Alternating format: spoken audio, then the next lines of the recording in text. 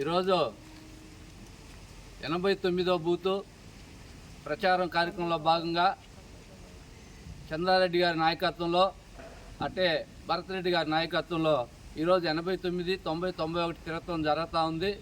ఈరోజు రాష్ట్రంలో నారా చంద్రబాబు నాయుడు గారి నాయకత్వంలో మన కోవూరు నియోజకవర్గ మహిళా అభ్యర్థి వేమిరెడ్డి ప్రశాంత్ రెడ్డి గారిని గెలిపించుకోవాలని, ఎంపీగా వేమిరెడ్డి గారిని గెలిపించుకోవాలని, సైకిల్ గుర్తుకు ఓటేసి గెలిపించాలని మేమంతా ఈరోజు తిరుగుతూ ఉన్నాం.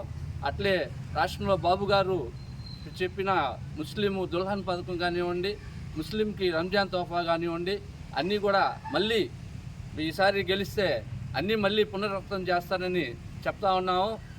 రాబోయే ఎలక్షన్లో వేమిరెడ్డి ప్రశాంత్ రెడ్డి గారిని, వేమిరెడ్డి ప్రభాకర్ రెడ్డి గారిని భారీ మెజార్టీతో గెలిపించుకుంటామని తెలియజేస్తాం.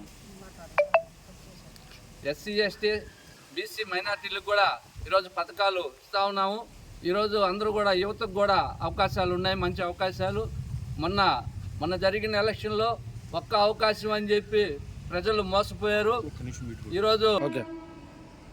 ఈరోజు పొడుగుపాడు గ్రామంలో ప్రతి ఇంటికి వెళ్ళి ప్రచారంలో భాగంగా మొన్న ఈ పెన్షన్లు కూడా బాబు గారు మళ్ళీ చెప్పారు, ఈ ముందుగానే ఇచ్చేయాలని చెప్పి 2 నెలలు కూడా తర్వాత గెలిచిన తర్వాత ఇస్తామని చెప్పారు.